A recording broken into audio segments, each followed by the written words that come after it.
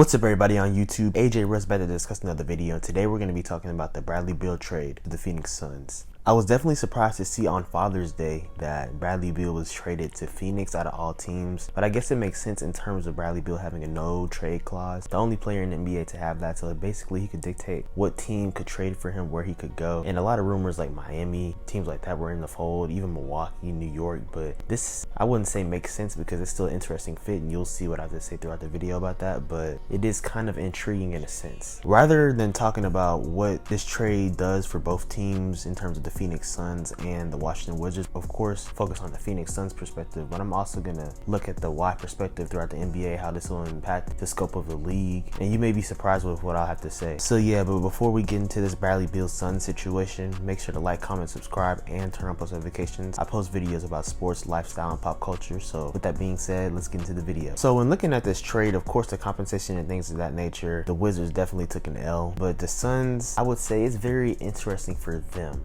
When looking at this trade, I guess you can suppose that Devin Booker's going to play point guard, and he's had a lot of on-ball responsibilities throughout his career. Of course, when the Suns weren't as good, and then when Chris Paul has been out, or when Devin Booker has, played with the second unit, things of that nature, he's been able to play that point guard role, even though he definitely is a score-first type of player. So it'll be interesting to see that, along with Bradley Beal and Kevin Durant. Bradley Beal, you can say, is a similar player to Devin Booker. I think Devin Booker is a better player, obviously, but they kind of play similar in terms of them being score first, looking to get their shots up and things of that nature. But I guess with them playing together now, and along with KD, you're gonna of course have to sacrifice some of that role. There's only one basketball, but when you look at their team, there's a lot of work to do. That's obviously very evident, even though that Monty Williams isn't the head coach anymore and that he had obvious tension with DeAndre Ayton. I feel like you still have to move DeAndre Ayton, not only in terms of getting more depth, because that's probably your only asset to be able to do so now at this point, but DeAndre Ayton, in my opinion, he's just not that guy. And a lot of people were finally catching on this season to that, but I think we saw that a couple years ago in the 2021 NBA Finals, albeit of course he was playing against Giannis. But bro, I hate to say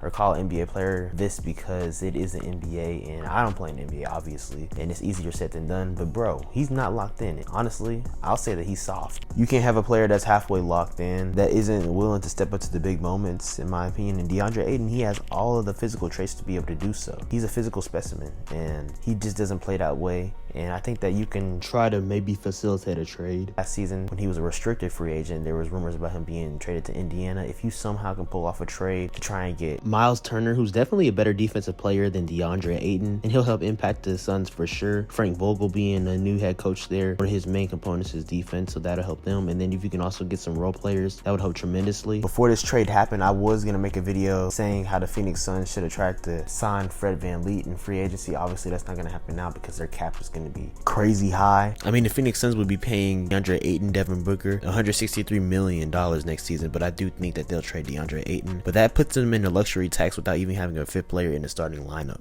So a lot of people are obviously going to say that on paper this team is going to be the best in the NBA, but it's more than just on paper. We saw in Brooklyn that KD, Kyrie, James Harden didn't work out because of a lot of things. Continuity is one thing with that. You have to have bench depth. That's the biggest problem for the Suns right now. I mean, we just saw that last year with the Denver Nuggets winning. They had a great bench. They had continuity. And the Phoenix Suns, when they played against the Nuggets, they lost in 6 for a reason. Obviously, Devin Booker, he had an historic run in the playoffs, but him and KD were gassed, playing 40-something minutes in every single game. Of course, except for that last game in Game 6 when they got absolutely clapped. You have to have a bench, and it's more than just playing games on paper. If you look at championship winning teams in the past few years, they all had that. Of course, this year, the Denver Nuggets, they had a great bench and great depth. Last year, the Warriors, they had depth and good role players to help win. Milwaukee Bucks, they had that as well. The Lakers, I mean, you just look down the line throughout the years. The Toronto Raptors, just go down the line of years. You have to have a bench and continuity to be able to win at the highest level. I think that there's a reasonable amount of people that do agree that this trade doesn't make the Suns favorites, in my opinion, because you do have to have more. I still think that the Denver Nuggets should be the favorites in the Western Conference. I would still pick teams like the Milwaukee Bucks, maybe the Boston Celtics over them. But besides those teams, I probably wouldn't pick any other team over the Suns, but definitely those. In a sense,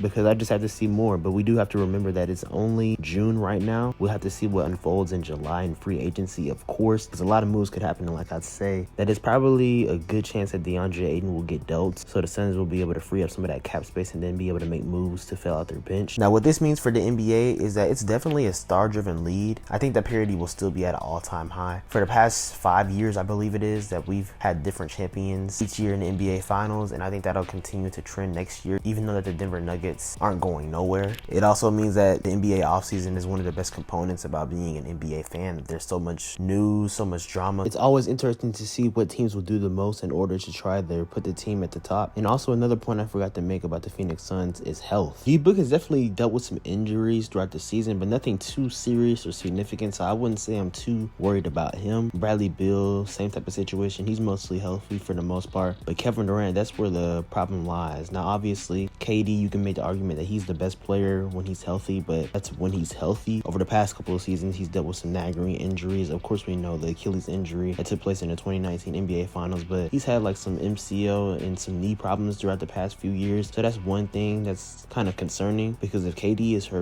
then really none of this stuff matters. KD is also 34 and he'll be 35 by the time the season starts, so he's not getting any younger. I'd say that your window is probably 2 to 3 more years with this current iteration of the team. Bradley Beal is 29, but he's gonna turn 30 at the end of this month, I believe. And D-Book, he's only 26. He turns 27 in October, so I can make the argument that he's not even in his prime yet. D-Book has like a great 5 to 7 years ahead of him for sure. But in terms of this current iteration with Kevin Durant on the team, it's now or never. You have to strike while the iron is hot. They still need to do more, and I believe that they will. And I will definitely make future videos about that in terms of what moves they will make in the free agency videos and all things like that. Right now, what it means for the NBA is that they're not the favorites right now. And you wouldn't guess it at all, but Devin Booker, he's one of my favorite players. I want this for him. I want him to win the championship. You don't know how mad I was as a Devin Booker fan that they lost in the finals in 2021, and then in 2022 when they got clapped by the Mavericks in that game 6, and then even this year as well. So like, I'm one of the biggest Book fans, but in situations like these, I definitely have to be unbiased. I have to be credible, because what type of analyst, what type of YouTuber, journalist, or things of that nature would I be if I'm just super biased on this video saying that all the Phoenix Suns, they're definitely gonna win a championship now? Nah, because obviously there's a lot of logistics and things of that nature that goes into winning, and obviously we're all sports fans here, as we all have our favorites and things like that. But the Suns, realistically, I can say as a Book fan, as a basketball fan, and all things like that, they just don't have enough right now, but that could obviously change. If they do make some more moves and get a better bench and build out that depth, they definitely do have a real chance and a real shot to overtake the Denver Nuggets and Nikola Jokic and potentially win their first championship in franchise history, like we just saw the Nuggets do. But that takes a lot. So yeah, anyways guys, let me know in the comments down below what you think about this trade happening. Does Bradley Beal shift the pendulum at all in the NBA to y'all? Like I said, for me, it helps in a sense. It is a weird fit. It's a quirky fit. It's kind of intriguing and interesting, and it could work, but they have a lot of caveats and things that they'll need to do to pull this off to potentially overtake the Denver Nuggets and win the 2024 NBA title. I appreciate you guys watching. Always make sure to like, comment, subscribe, and turn on post notifications. Follow me on Instagram and Twitter at SwaggyRuss, and also on TikTok at SwaggyRuss02 for more cooking videos, shorts, content, and things of that nature. More videos are on the way. Hope your summer is going well. Hope you're being blessed, guys. Y'all be safe, and y'all have a good one.